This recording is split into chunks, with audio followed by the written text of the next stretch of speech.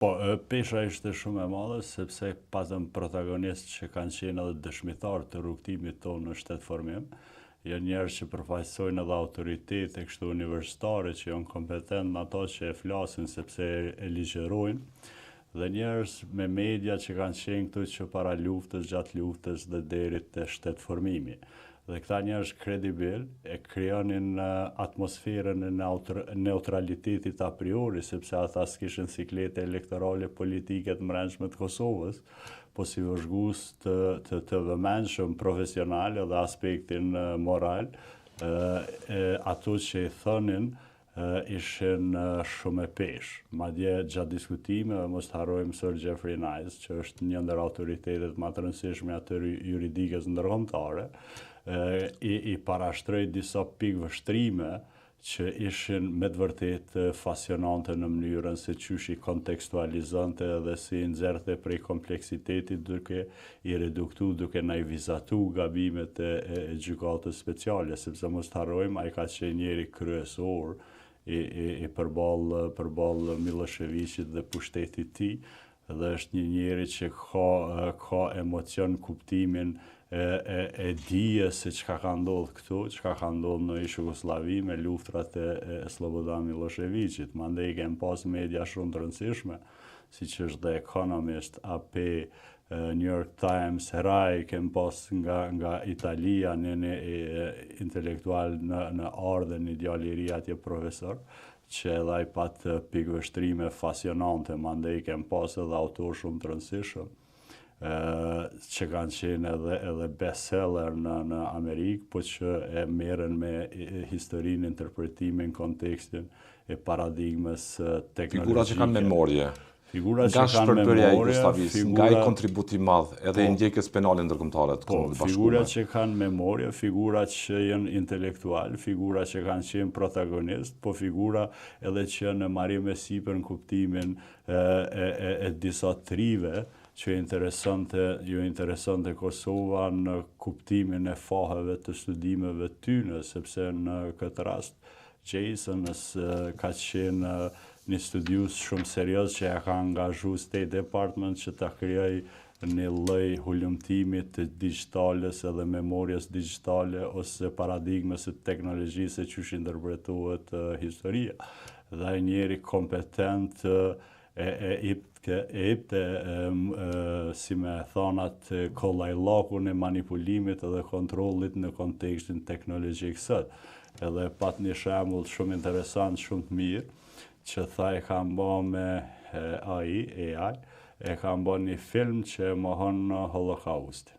Edhe e kanë shtihu mrena si kur e kanë bë shtëpitë e mëdha të filmit në Hollywood për me kriju kredibilitetin dhe aftësia e një njeri mesatar për me dallu që nuk është për një men, që është fake, është i shtihuar shumë e vogël. Do thotë vetëm ata që merren me studimin e asaj fushë specifik mund helbeten ndërkohë me i vret disa dallime, por ai e shihe rrezikun edhe kollajllakun e manipulimit të qytetarit mesatar, madje edhe me një film shtihum kishe i Hollywoodit. Edhe e shtronte hallin e tij në kontekstin e gjeneratave që kanë zbrasti në informacion ose që kanë një distancë madhe kohore me fenomenet që kanë ndodhur.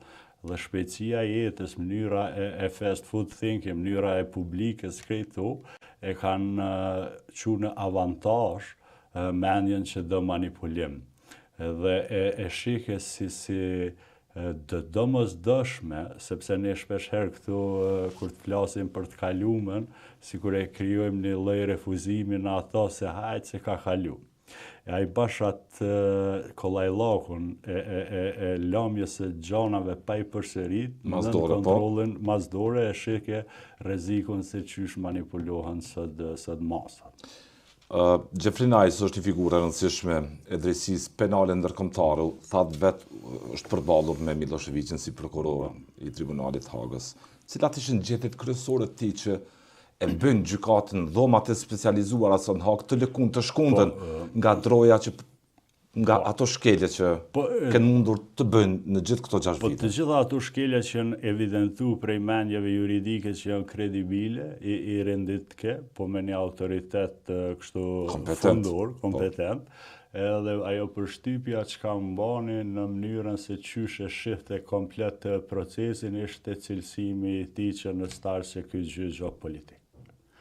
Edhe e lidh dhe madje me një lexim gjeopolitik që mbani shumë përshtypje, sepse ai e tha që demokracia liberale nuk i ka ditë më të mira. Demokracia liberale është mrena një fruthi, kështu është mrena një lodhje të vazhdueshme që për shkak shumë interesave të caktume e kanë përmbys atë paradigmë. Ai merr te Rusin, Kinën, Amerikën, ambicet e tyre, mënyra se qysh operojnë sot, me çfarë kategori edhe mrena habitatit diplomatik që nuk janë më të njëjtat e kohës liberale. Edhe një farë forme derivante që njerëzit tonë atje janë një lloj kurbani i këtij ndryshimi. Pa i rendit ke gabimet edhe... Tha që dhe tjerët janë në farë mënyrë peng unë po e interpretoj këti konstruksioni geopolitik ose ndrimit të paradigmës ose problemeve të mëdha të demokracisë liberale. Apo me hapat e fundit të Putinit, të Rusisë dhe Trumpit, mënyra se qysh po bëjmë politik për te kategorive që tash më shoqëritë jetë mësume me i cilësu si demokraci liberale, a i merrti disa shembuj që nuk i ngjajnë më demokracisë liberale në kontekstin e luftës edhe teknologjike të këtyre vendeve të mëdha. Dhe kështu e shtrënte. Po kjo ishte veç në rastin tha që të tjerët ta sholli. Po. Në rastin tha që Veseli, Krasniqi dhe tjerët. Që në nisje kishte vërejtur që ai është në observimin e tij që është gjitha një ndërmarrje politike. Si e faktoi këtë?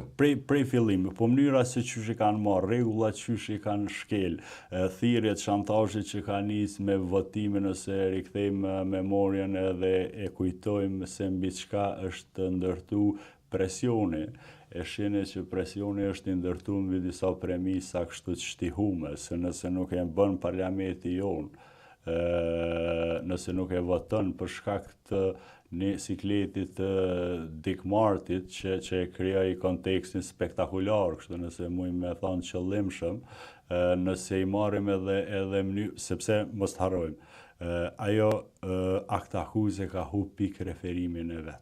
Sepse pikë referimi është raporti Dick Martit, edhe mënyra se qysh erdhi deri te shantazhi për me votu, tu e përmend mundësinë që Rusia ose Kina mundën mbrana Këshillit të Sigurimit me kriju një trup që neve nuk na konvenon edhe nuk ka premisa neutrale, do të ishte një lloj shantazhi, kur perëndimi e dinte se lufta veç po ndodhte në Ukrainë, kur perëndimi përafërsisht e kalkulonte humbjen e fuqisë edhe morale dhe politike të Rusisë edhe mbrana Këshillit të Evropës, madje u përjashtu, kur ajo i dinte krejt to dhe e përdorte ende shantazhin, që nëse nuk e voton parlamenti, do të thotë është një lojë politike. Po këto lojna janë aq të mëdha në kuptimin e nxënjes, rrokjes dhe interpretimit, saqë shpesh herë duken edhe tendencioze. Ndoshta do të kalojë 20-30 vjet që të shohim sakt se çka ka ndodhur. Objektivisht se çfarë ka ndodhur. Objektivisht, kur të hapen dokumentat, kur të hapen disa, kur të hiqen sekrete, sepse koha edhe ligjërisht i mundson rishikimin e dokumentave, me siguri që do ta shohim një lojë shumë komplekse. Një lojë që thotë sipas jush që? Po nuk e di, nuk jam i sigurt dhe nuk po e marr hezin për me interpretu, po ka disa anomali kështu logjike në rrjedhshmërinë e këtij procesi, prej mënyrës se qysh nis me Dick Martin, prej mënyrës se qysh komunikohet ose bashkëpunohet me njerëz shumë të rëndësishëm të Serbisë që kanë qenë pjesë e strukturave të Miloševićit, mënyra e marrjes së 30.000 dokumenteve prej atje. e shumë sene tjera jënë të dyshimta, shkelja e drejtave njerëzore, bunkerizimi e asaj gjykate në kuptimin e mos pasjes hapësirë dhe mundësi me ka qenë transparent për qytetarët e Kosovës, është ndërtu për qytetarët e Kosovës, do të thotë ka shumë absurditete, ka shumë anomali që tregojnë që është komplekse, po është edhe mrena disa agjendave.